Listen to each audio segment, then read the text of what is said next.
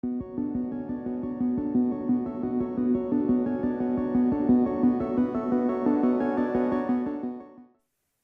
and welcome to the Survivor C.O.R.E webinar series. We know that you can't always get to the experts, and so we are here, as always, to bring the experts to you. So today, this is a very unusual webinar, and it's a really special one for me. It's the 1-year anniversary. As you know, I started Survivor C.O.R.E on March 24th last year, while I was still in quarantine after having had one of the first confirmed cases in the New York area. And we have done so much in this last year, not just us at Survivor C.O.R.E, all of us, every single one of us who's a member, who has, if you're a part of our Facebook group, if you drop by our website, if you've come to our other webinars, we've all become a family, and it's been, quite a family of over 160,000 people. And I was thinking about, how do we mark a year? It's been a year of sadness and of great difficulty in every way possible. And I think that what we have built here in Survivor C.O.R.E is an antidote to all of that. It's a ray of hope. It is forward-looking to the future. As I've said from the beginning, we are a forward-looking, solution-based mission. And that has been the case since day one and remains that. And we've put out incredible research thanks to Dr. Lambert and all of you who not only completed all those surveys, but encouraged everyone else to do the same. And so when I was thinking about, how do I measure this? Is it how many posts, how many members, how many, webinars have we done? Our website was inducted into the Library of Congress's digital history of COVID already. How do we mark it?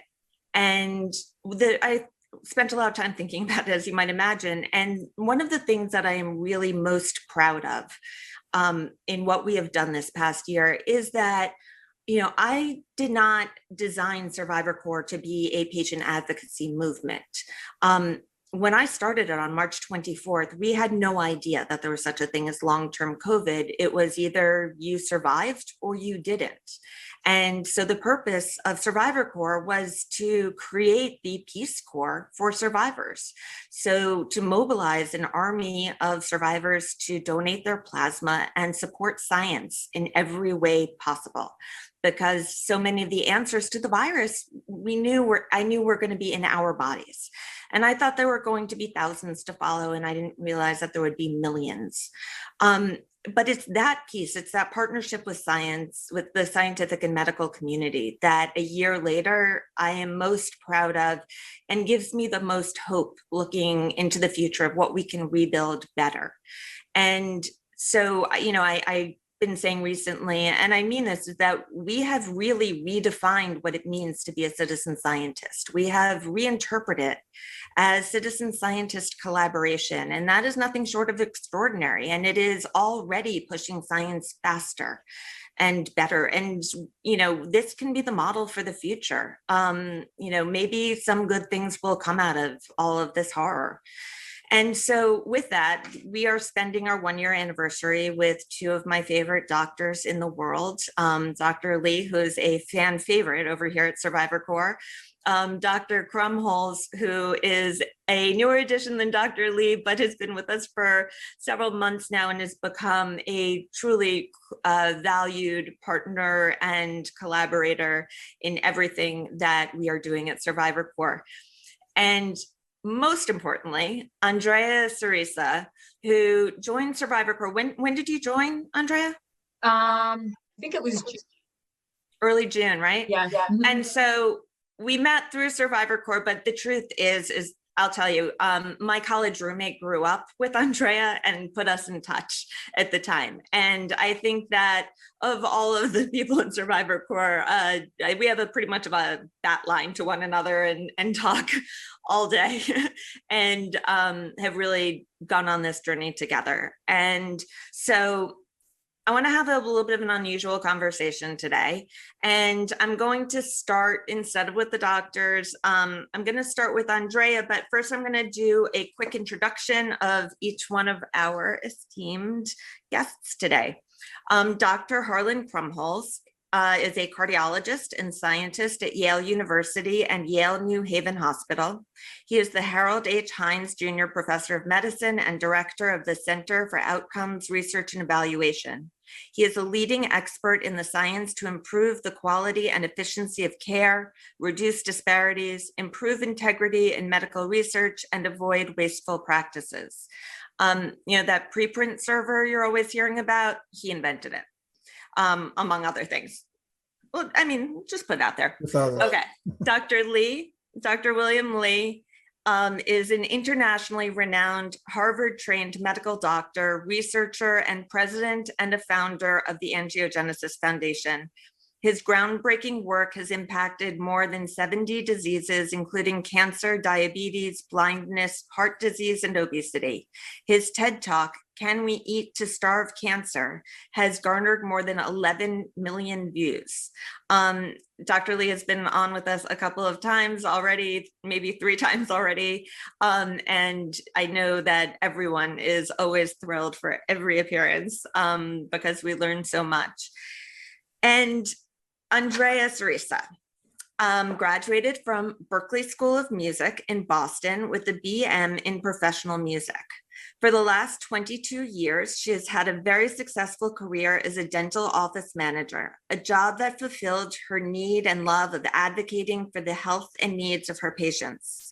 However, her true passion has always been music, and she performs regularly as a lead singer in several bands throughout New York and New Jersey, most recently at the infamous Stone Pony in Asbury Park.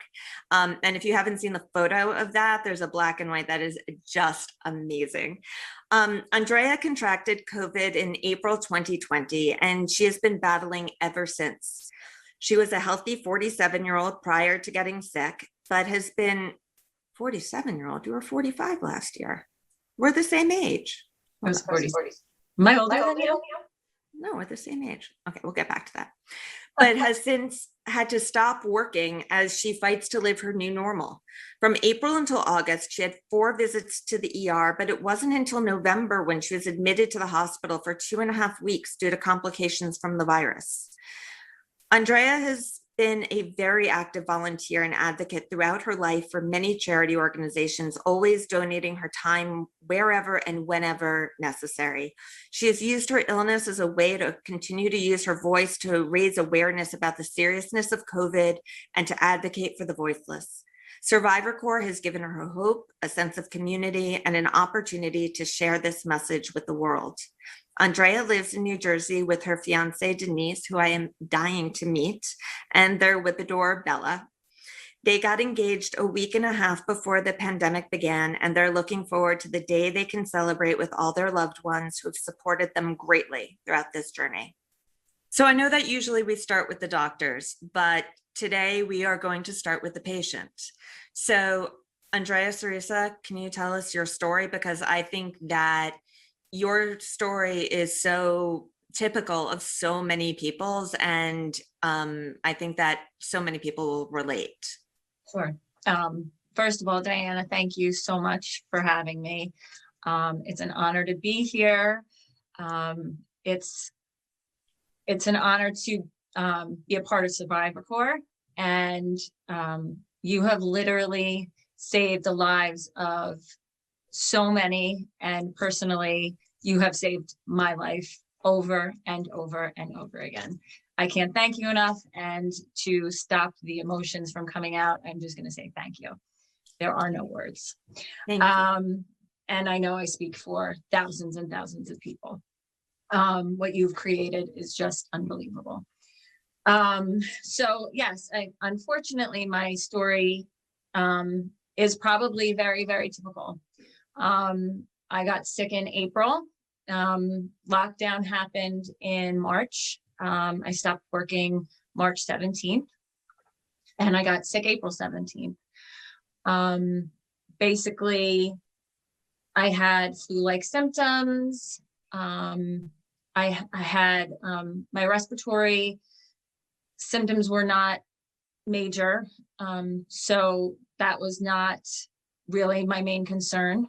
I had migraine, flu-like symptoms, my symptoms started and have continued with major GI symptoms. They run the gamut. Basically, graphically, I had horrific. I lived in the bathroom for about 2.5 months, and that was really one of my biggest issues.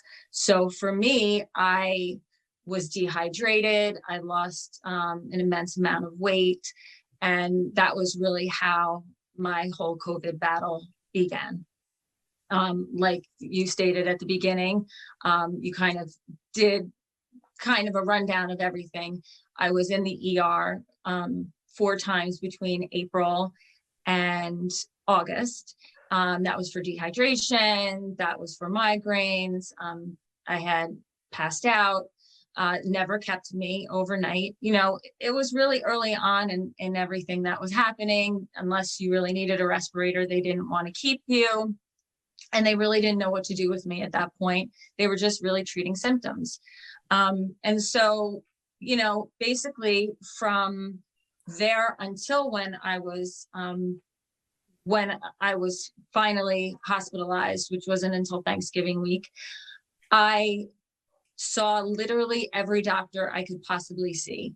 I've seen 8 gastroenterologists. I've seen literally every doctor. I've seen a functional medicine doctor, an acupuncturist, several neurologists. There's really not a specialist that I have not seen. And they really have not found anything up until a couple of months ago. Really, it was very difficult for them to find anything. And many of the doctors didn't really believe in the post-COVID situation. Nobody really knew what to do with me. And so it was a lot of finding answers myself. And there was a lot of going online and going to Survivor Core and finding other patients who were going through the same things that I was going through, and trying to find answers and trying to find help through that. And basically, midsummer, I was able to get an appointment at the post-COVID center at Mount Sinai. And that's when I started to get some more definitive answers. And, you know, they were seeing patients more regularly who were going through the same things that I were. And they were able to start testing me for more things and treating me more than, you know, some of the other doctors were. So finally, but at the time, really nothing definitive was found out. So my body was deteriorating and things were not really getting any better. And so, and even though I was being seen at the post-COVID center, the waits for the individual doctors and the specialists were still very long. And so in that time, things, like I said, were just not getting any better. And like I said, I had been sick since April. My GI tract was not functioning. I was not able to eat. And so Thanksgiving week, I was actually on the way to see a doctor, and I got very nauseous. Basically, for the time that I've been sick since April, one of my biggest and everyday symptoms, 24/7 nausea and dizziness. So I went to get a glass of water and I got very dizzy and I passed out.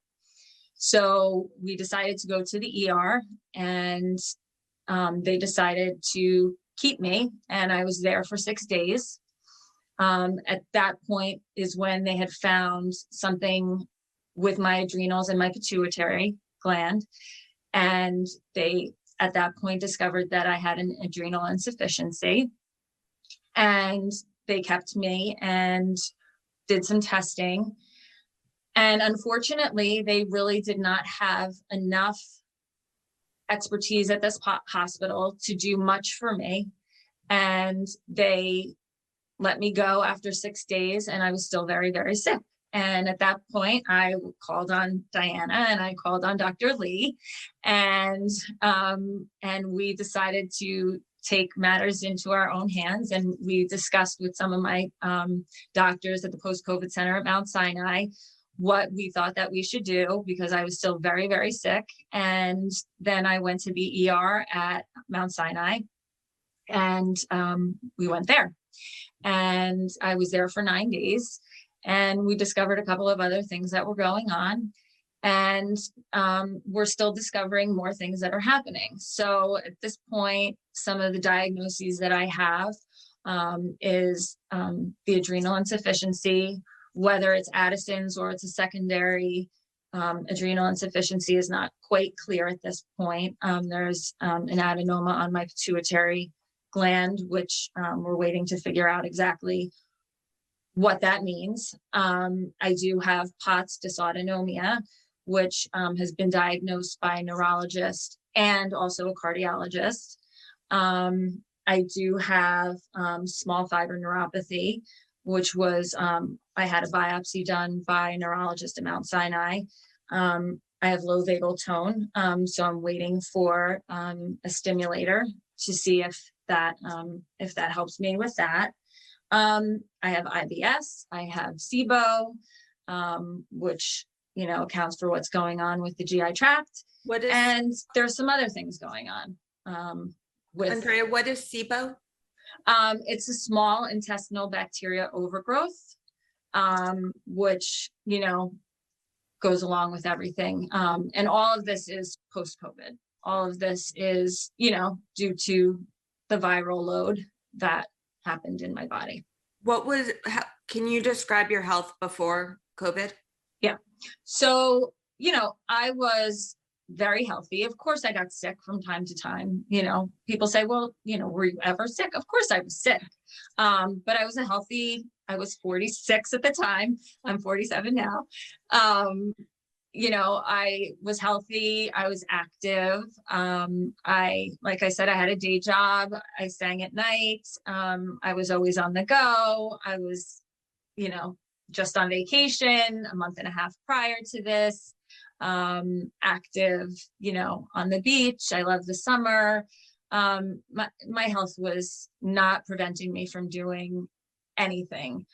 And at this point, you know, we joked about this last week, just to put the makeup on to do this webinar and cover up the rashes that I'm going to a rheumatologist on Thursday about. Took a very, very long time to do today. I'm not working. I can't drive. Yesterday, I was literally in bed the entire day. I literally could not get out of bed yesterday. I couldn't get out of bed. And I had days like that more often than not. And that's the new normal for me. I'm hopeful that that's not going to be my forever life, but it is my life right now. And so that's what COVID has done to a previously healthy person who did not have any of these conditions going into it. So, Andrea, just because I know a bit more of your story than most, I think it's also worth pointing out the hearing loss and tinnitus, and maybe can you go through? I can tell you what. Can you just sort of list a lot of the other symptoms that you've had, because I think that that's really important for those who are watching.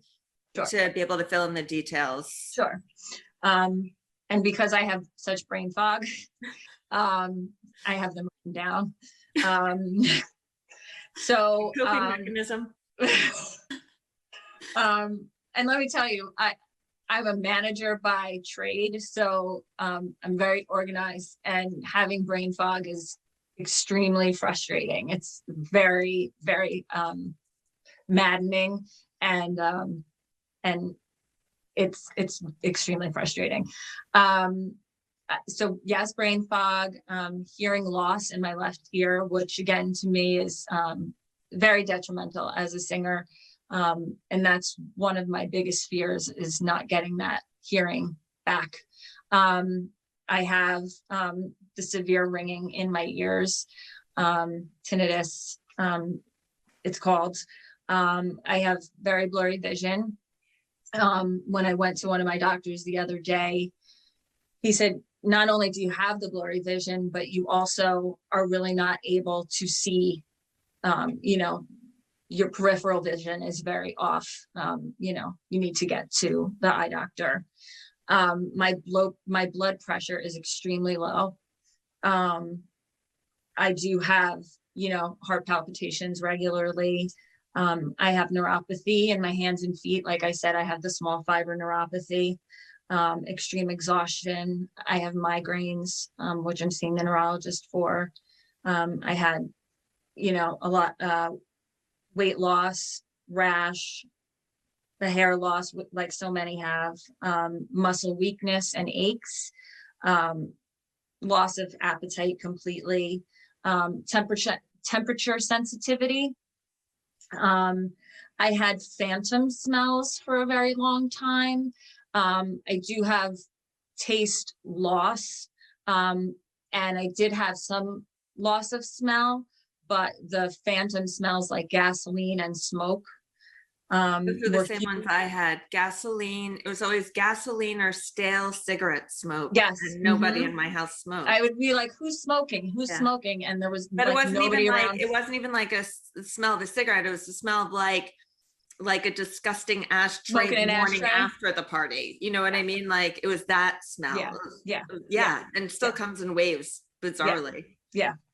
I had COVID tongue where my tongue had, it looked cut up but it was white and it was all blistered. Tremors and, severe dehydration. Those are the main. That's it? Those are the main ones. That's it. Yeah, that's it. I'm sure there's some more in there, but those are the main ones. So, yeah. Thank you, Andrea. That was a lot to share and must have been a bit difficult to do in public like that. So thank you. I do it because I think there's so many people out there that feel that they are alone, which is why Survivor Corps is so huge. And in talking about it, it just makes people feel understood and not feel so alone. And that's why I think it's so important and such a big deal. And they don't feel alone, and they feel that, what I feel is that what I've done and what you're allowing is that people need to advocate for themselves. And that's what I kept doing every time I hit a roadblock with a doctor. I just kept until I got the I wanted. I'm still going a year later, but that's the thing that I feel that you need to do, and what I tell other people that they need to do, other patients that they need to do. And that's why I feel so a loss of words. That's why I'm so passionate about sharing, even though it's not so easy to share. Yeah. So. And I think that your experience is remarkable in two ways. One, that it encompasses so many of the typical experiences of most people suffering from long-term COVID, other than maybe the pulmonary aspect of it, right. Which was also the first thing to resolve for me, thankfully. But I think that the other part of it is hearing just about the 9 million doctor's appointments and the everything else, and knowing what your medical schedule is like, and knowing the cost of it, and knowing what a financial burden it has been, and how we have an absolute obligation to correct that going forward, knowing how many people are going to need these services. So with that, Dr. Lee and Dr. Krumholz, so I will give a bit of disclosure that when Andrea was at Mount Sinai over Thanksgiving, Dr. Lee was overseeing her case, and so is more intimately familiar with Andrea's case than most of our guests would ever possibly be.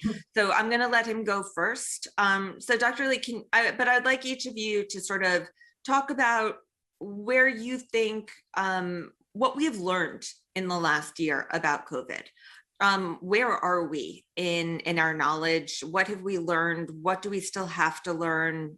You know, what's your 1 year in? Yeah, well, first of all, thank you, Diana, for having me. But I also want to actually make sure that I thank you, like Andrea did, for Survivor Corps.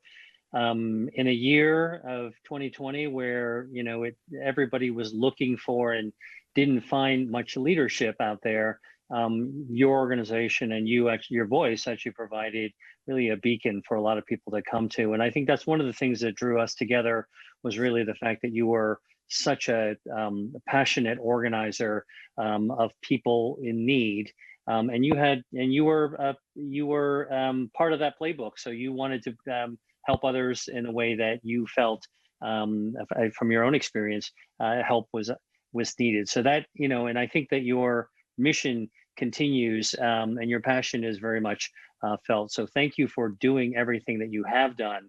And in the last year, I have said to many people that the advocacy, the leadership, the championing, and the connecting that you've been able to do, and of course you and I have done a few media spots together, really have allowed us to actually synergize voices, and we really do need like minds to get together.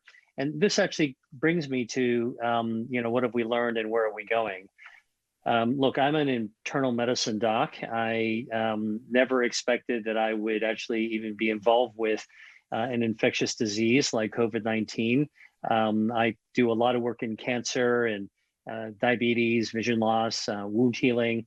And in March of last year, like many people, and like many doctors actually, I watched people flailing in the front lines because we had so little understanding of the disease of COVID-19. And one of the things that struck me was, what came to my mind was this picture of a medieval painting from 1630 Italy, in which the Great Plague of northern Italy was sweeping through, and people in Venice were hiding inside their homes, huddled together with fear of the death that was going on outside, and nobody knew what to do. Everybody was waiting for the town crier to say it was safe to go back to the village square again.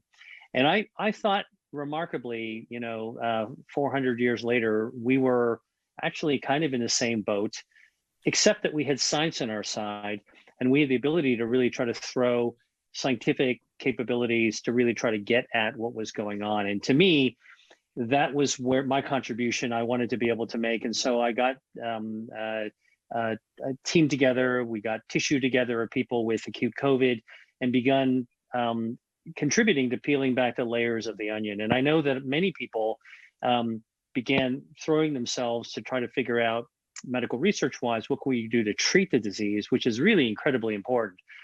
I felt that, by understanding what was going on underneath, and one thing that we discovered was its vascular effect, where the coronavirus was invading blood vessels, and that helped us understand blood clotting and some of the strokes and some of the other bizarre symptoms. Now, on Andrea's case, I think is quintessential in sort of how diverse and how bewildering people are affected. And I think that this virus is something that at every turn has confronted it with a surprise or a mystery that hasn't been easy to understand. And so, although we're a year out and we've got vaccines that are giving us a bit of a light at the end of the tunnel, I want to really underscore that even a year out, there are really more questions than answers with this coronavirus, with COVID-19. But we do have some substance in knowing how well the vaccines work to protect people from death and serious illness from COVID. My hope is that one of the things that we're going to be able to do moving forward is not only have an antiviral that will allow people who do get sick, even if they've been vaccinated, even if not seriously, to bounce back. And then, of course, really trying to crack that nut of how do you actually prevent long hauler, or now they call it post-acute sequelae of COVID, or PASC. Here's the best way of actually preventing long haulers is not to get COVID. And so really it comes right back to some pretty fundamental things of protecting ourselves, now a year later in ways that we know how. And that's something that's actually of great concern to me, seeing how fast the country is actually opening up, faster than we're actually able to protect people. So, I think that we are on the cusp, a year out, in actually heading back down the hill again. And I'm hopeful that we're going to stop and be able to climb back up. On the research side, I think that I have been had the ability to work with patients like Andrea. One of the things that really was bizarre is how adrenal glands can be affected. That's not something you classically see with a respiratory virus or even a post-viral syndrome. And we began to realize that some of the blood vessels feeding the adrenal gland and some of the inflammation occurring in that organ could also be having. And one of the things that I'm actually setting out to do now is creating a vascular atlas of what happens in COVID. So we know organ to organ to organ. And I'm working with researchers studying blood vessels around the world to begin putting together this map so that we can actually figure out what are we seeing so far. We're still in the information collecting business. When you break open a box of 1,000-piece puzzle of the Sistine Chapel, it's not easy to put that together. First, you have to actually get the pieces to all face up so you can actually see what's going on. Then you need to sort the pieces in a way that the pieces that seem to belong together before you can really start to snap them together. So I would say a year out, we're still sorting and we're starting to put a few pieces together, but we're a long ways from solving this. I think it's incredibly important for me to tell folks that for some of the patients who are having shortness of breath, we were able to actually take a CAT scan of the lungs and scan the scan using computing technology and reconstruct their blood vessels. And what we found was that even in some of the long haulers, that they were missing some of the small blood vessels in their lungs as a sequelae of their disease. And these are in patients with long COVID. And so what we saw in people with severe acute COVID continue to persist. And we don't know yet if you can actually grow those blood vessels back. We also think that there are three pathological legs of the stool. One is microvascular issues throughout the body. We've found it in many organs. Also a chronic low-grade inflammation and maybe some autoimmune components is the second one. And the third leg of the stool that we're seeing with long COVID is some form of what we call polyneuropathy, but nerves being injured, damaged, or acting up in different parts of the body, anything from the brain to the ears, to the smell organs, to the fingertips or toes. And these three legs of the stool all connect to one another as well. So again, more questions than answers. And I'm really concerned that we organize the ability to collect data on a larger scale so that we can formulate the hypotheses. Patients have been doing this now for almost a year. The medical community needs to get we need to get our act together to be able to harness that information so we can formulate hypotheses that are going on and start to help patients whenever we see there's an opportunity for benefit. And a good one that actually I think is a contemporary issue a year out is we finally have the vaccine, and some number of patients, not everyone, have reported that their long hauler symptoms have actually improved after getting a vaccine. That's a mystery. It's not really clear why that should happen. And so we have, again, another twist in this COVID-19 story. And so I think that, one of the big privileges I've had in being a member of Survivor Corps, working closely with you, Diana, and Andrea, and other patients is really, for me, learning something about this new disease that humans hadn't seen before, and giving me the opportunity to contribute to my piece to helping to solve the puzzle and the mystery. So thank you for that. Well, thank you, Dr. Lee, for I just have to tell the story really quickly before we move to Dr. Krumholz. But Dr. Lee and I have literally the best meet cute story in the entire world. We were guests together on the Chris Cuomo show on CNN, and great segment, and immediately we both found each other within minutes afterwards, and we're like, we have to work together. And have been ever since. It was I thank you, Chris Cuomo, for introducing us, although I feel like our paths would have eventually crossed anyway. So thank you for everything you have contributed to Survivor Core over this last year, and we are looking forward to a much, hopefully not too long of a collaboration on this, but maybe we can move on to other things, proactive things going forward after this. So thank you, Dr. Lee. Dr. Krumholz, you're up. Thank you, and thanks so much for having me today. I first want to thank Andrea for that remarkable story. Can't be easy to recount it. I know you probably recounted it many times, and I just find it heartbreaking when I think about the life you had and the challenges that you've had in the next year, and the uncertainties that you face, and the ignorance that many of the doctors who are caring for you, all the doctors, honestly, who are caring for you have.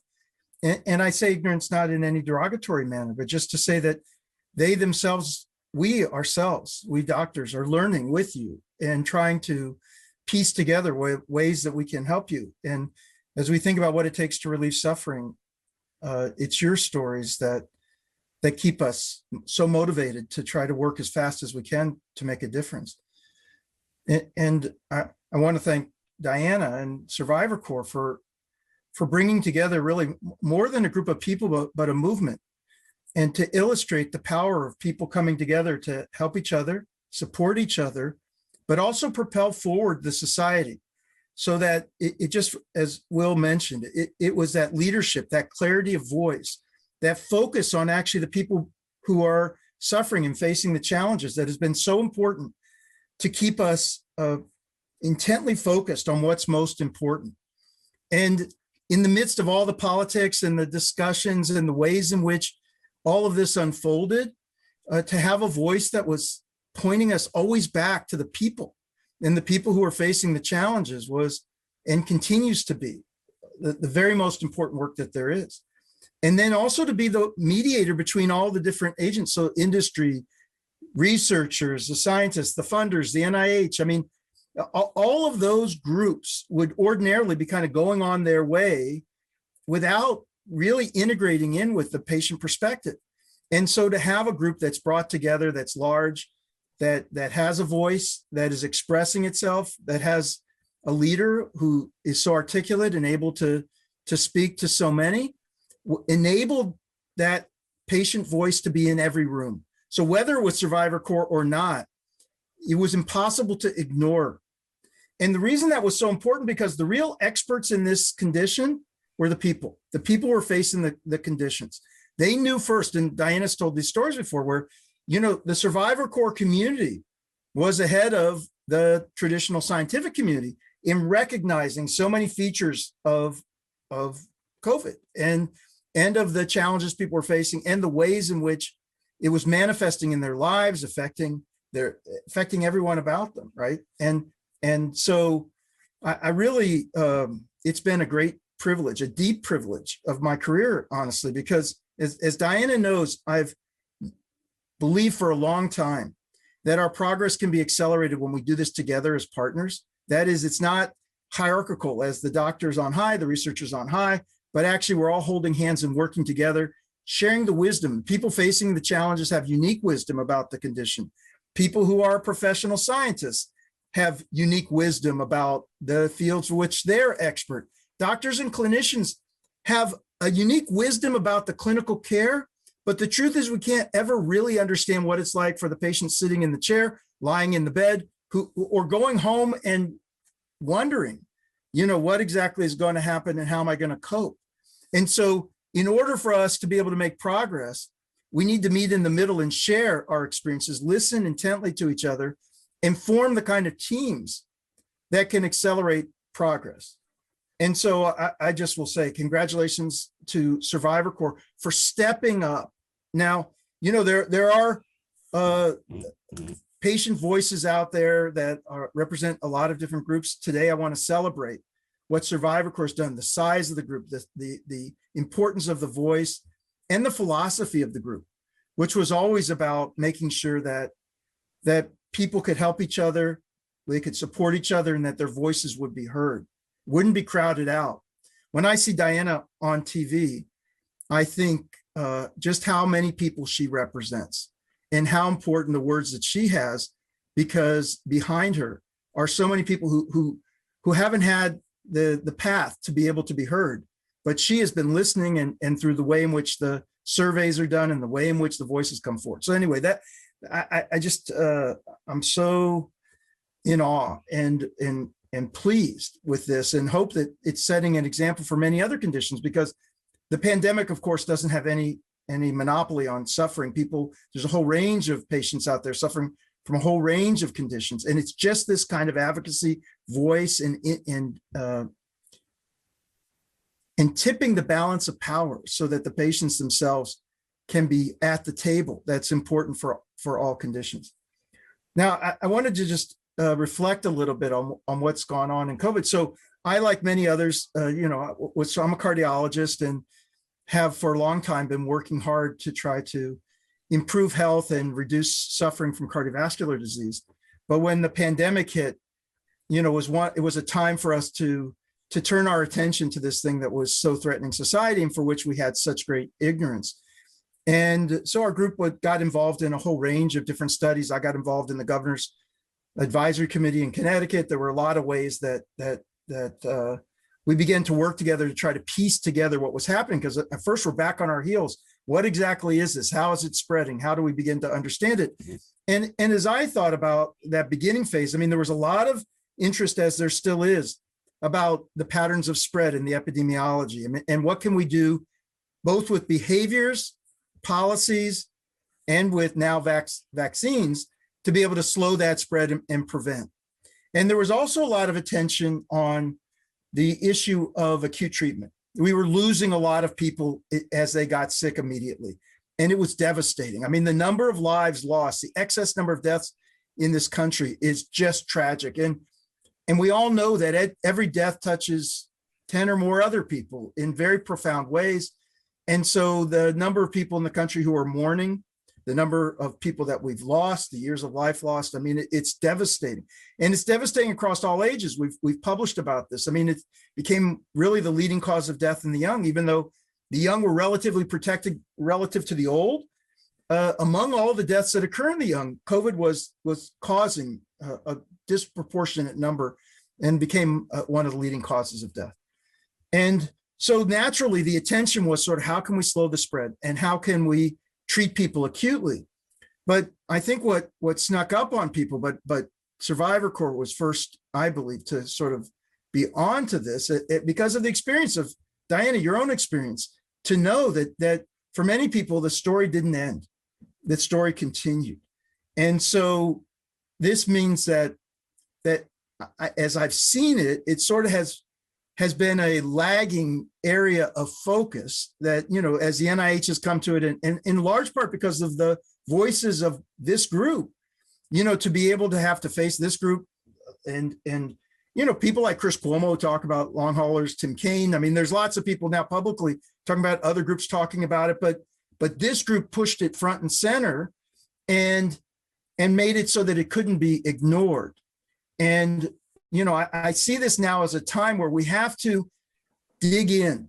We have to be able to take our research infrastructure and accelerate it.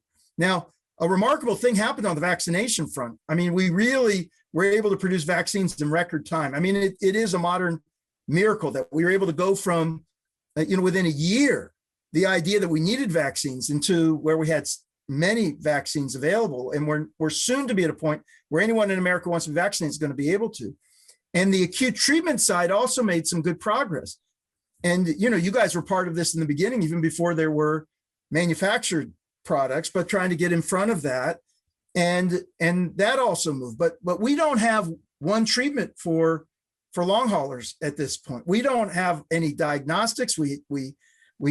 There is only guesswork about what it is that can address this. And this needs to be now our national emergency. We need to know that there are so many people, I believe millions of people, who are suffering long-term effects.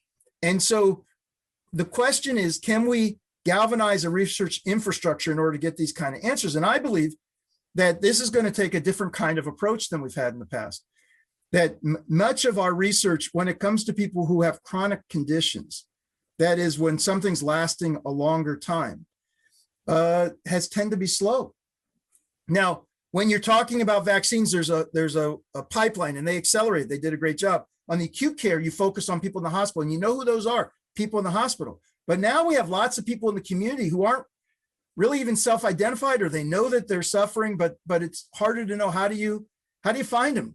How do we get them into a position where they can become part of a knowledge generation pipeline?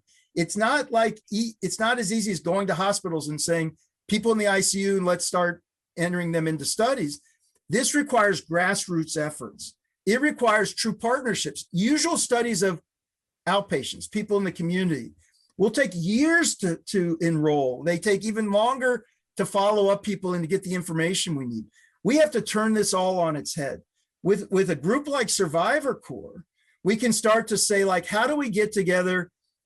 Just as you galvanize that army of people in the beginning, Diana, to start donating plasma, we've got to now be able to galvanize an army of people who are saying, we're ready. We want to be part of these studies. We want to push for more studies. We need answers. We need diagnostics. We need to be able to have people be able to profile us and understand our disease, help us monitor it, know if we're responding. We need to be able to be giving information, and we want to be seeing trials that they're testing strategies that can see whether or not they're going to benefit us. And we know that among us, there's great heterogeneity. There are many differences among the way it's manifesting itself. So that means we may need to be able to fit, like, what's best for you, Andrea, may not be what's best for someone else. So that means we need to get large numbers of people and look at how clusters of people who have similar manifestations respond to various strategies. And we've got to get this all ready and geared up. And another thing about it is, we're never going to learn about long COVID from sort of traditional retrospective studies where we look at like healthcare utilization, who's seeing doctors, who's going to the emergency rooms, because much of this burden is invisible to the healthcare system. It's only elicited, only revealed if you actually ask people how they feel. So that means we need the tools to be able to have people fill out their responses to what is the periodicity of their symptoms? How do they feel? Because if we don't surface that, it can be marginalized as, yeah, people are complaining about this and that, but it's not understood in tangible ways about what the impact on their life is. And so I see this as a moment for us to start to think about a re-architecture about way that knowledge is generated in true partnership in a group that says, we do not want to wait a decade. Chronic fatigue is still in the wilderness. I mean, there's a lot of people suffering from post-viral syndromes, or people, there's a lot of people who believe that Lyme disease has caused severe disability, and yet we lack the diagnostics and the therapeutics to be able to help so many people. We can't, first we need to, whatever we put in place, help them too, right? But we need to be able to create, how do we start to generate this so that we've lowered the threshold of effort that's needed to get the people together for these studies. So anyway, I'm again humbled by you, Andrea, and all the people who are out there who are telling their stories. It's so important that you have the bravery and courage to step forward and talk about what's going on in your life. That's not easy to reveal yourself like that, to be vulnerable like that. But by doing so, you're forcing attention on an issue that's affecting millions. And to Survivor Corps, who's now at the point where they can be the catalyst for now transitioning to, continuing the advocacy, continuing the awareness, continuing to push all these organizations and being at the table, but also being a central engine of the knowledge generation as they begin to galvanize that community in order to be ready to be part of these studies and actually influence even what these studies are about.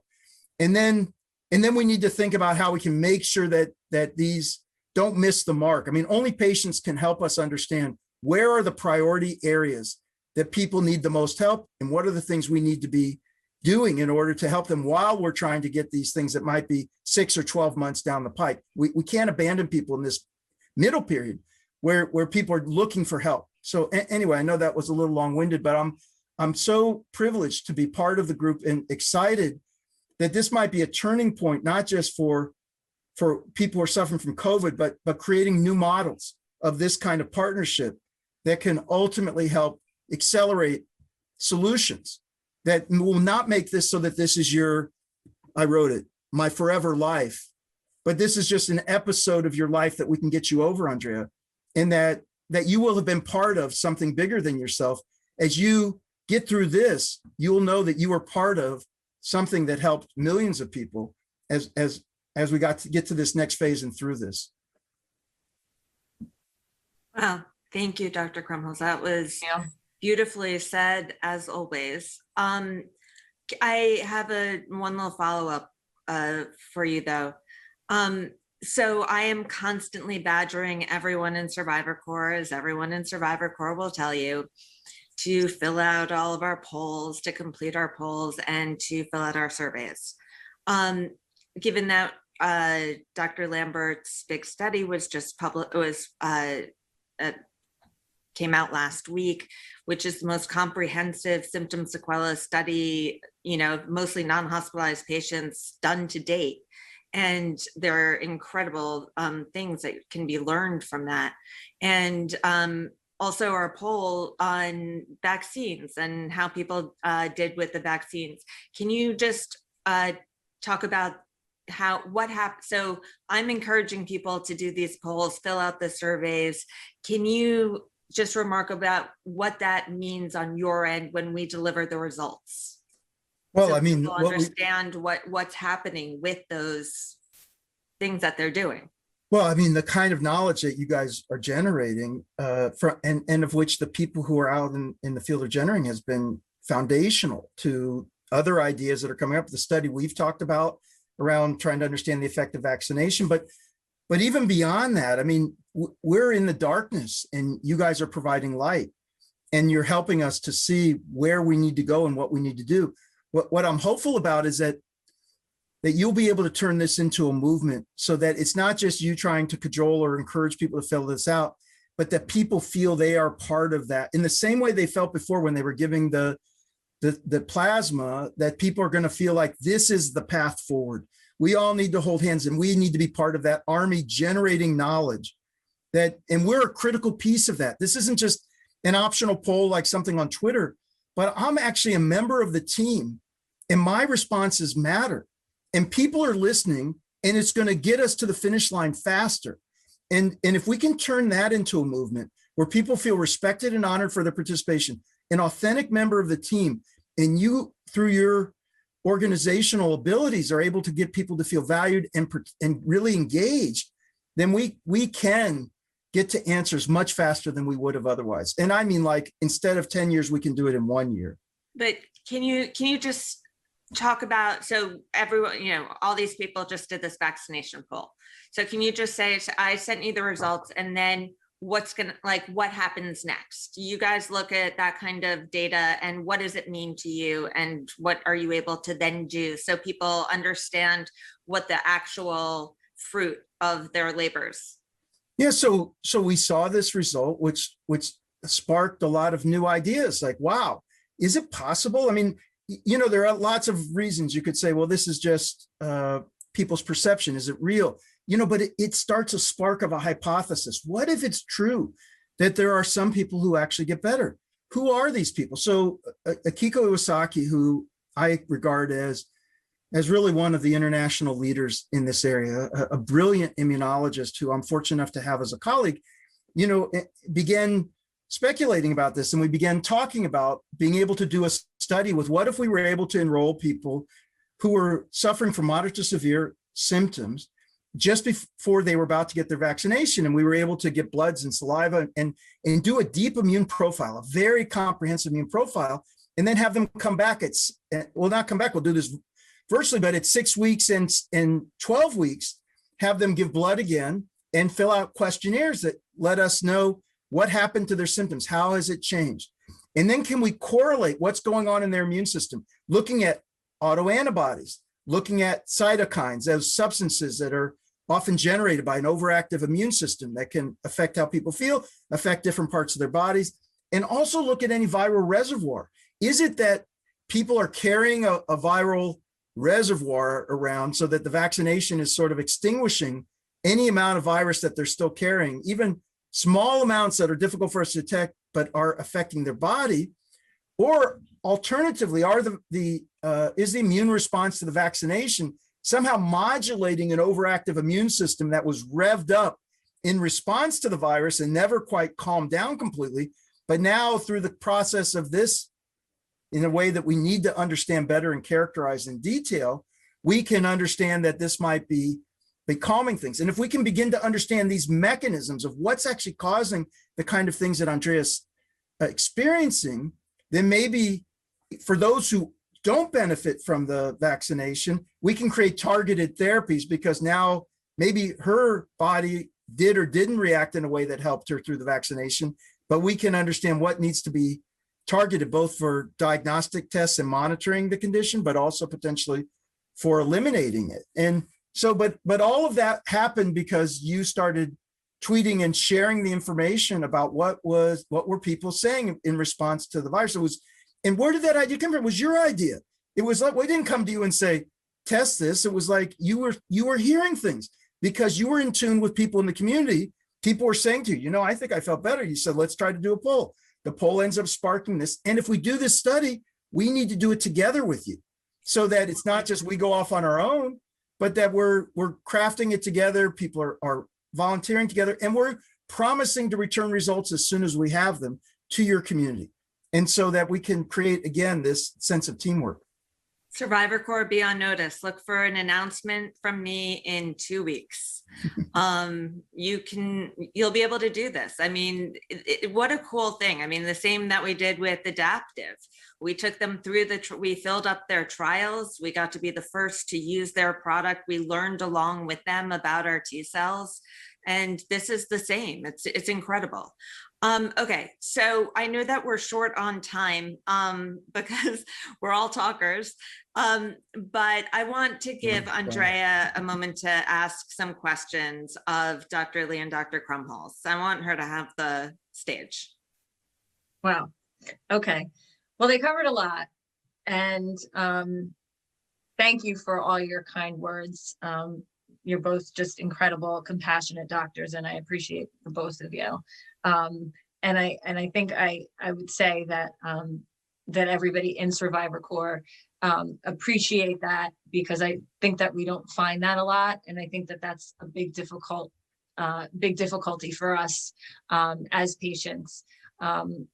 There's a lot of gaslighting that goes on with what we've dealt with in the last year, and that is something that Diana and I see a lot in our forums, in the Facebook group, and we definitely have allies in the both of you, and we appreciate that. So thank you. Diana, you did ask one of the questions is, where are we now a year later? So that was one of my questions. POTS and dysautonomia is a huge, is one of the biggest things that we're seeing as a post-COVID diagnosis. So can you tell me a little bit more about that and why it seems that that's so prevalent in patients? I'm just curious to know why it seems that that's happening to so many of us. I'm glad to go. Will, I've just been talking so much. Why don't you jump in and then I can follow you? Well, I'll give my non-cardiologist point of view, but one of the things that we're seeing again in this sort of legs of the stool, having blood vessels, nerves, inflammation, and kind of the soup that goes on, is that dysautonomia, which is actually the triggering, the abnormal triggering of nerves, some of which are not conscious triggers, such as we would have in curling our muscle, our biceps. These are the kinds of things that actually we're starting to appreciate is a much bigger problem than we thought. And POTS is one of those very debilitating types of symptoms. So I think that getting to an appropriate diagnosis is one of the big challenges to begin with. There are not that many doctors who are familiar with POTS.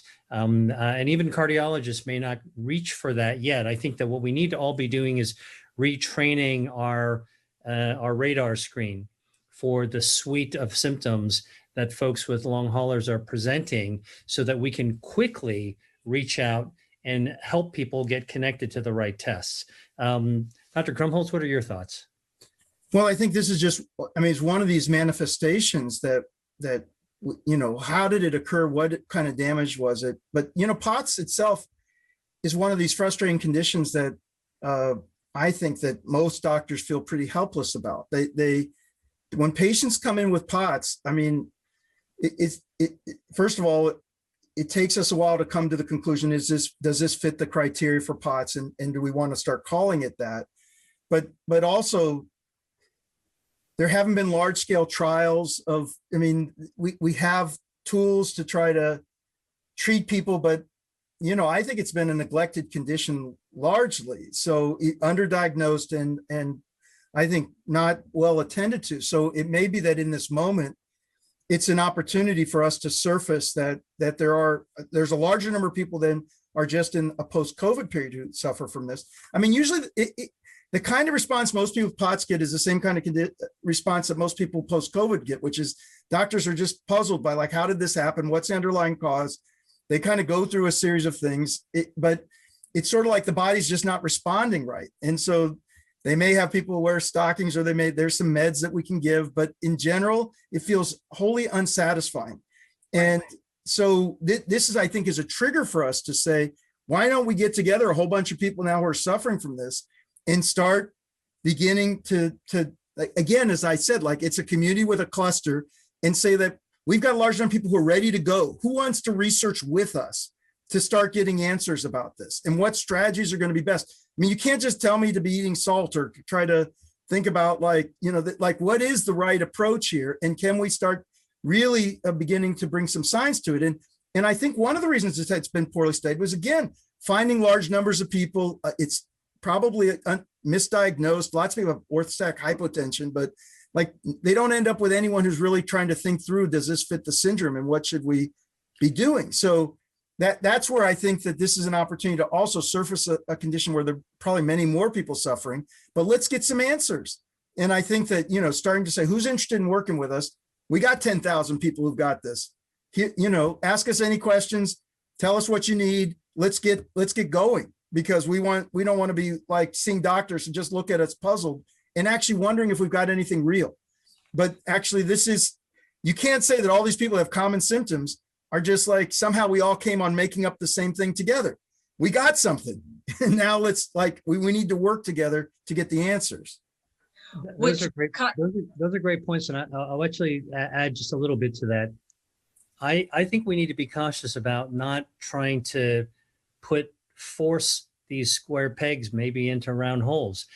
It looks like POTS, but maybe there's something else going on. And this is that 1,000-piece puzzle I'm saying that Dr. Krumholz was really, I think he gave a great analogy. Let's get the like cases or symptoms together. Let's pull them together so we can study them and figure out how they fit together.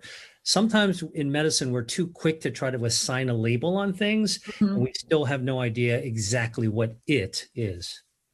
And that's kind of leads to what my next and probably final question, because I know we need to wrap it up. But Diana and I were speaking the other day, and, you know, like I said, I've been to literally every doctor. I've been to multiple of the same specialists, and the amount of money and the amount of time, I mean, I see 6 to 8 doctors in 1 week sometimes. It's absurd.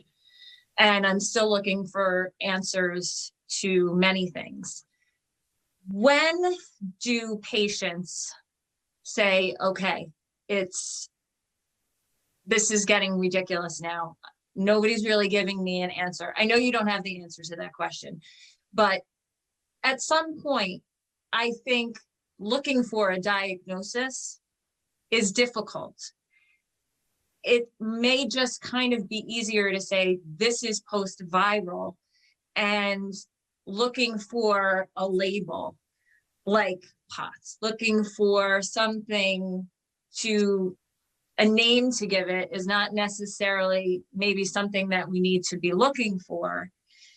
I know it's something that you want.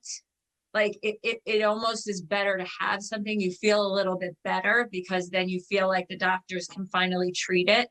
You feel like you're not constantly searching, but is there just a way that post-COVID can be treated without constantly searching?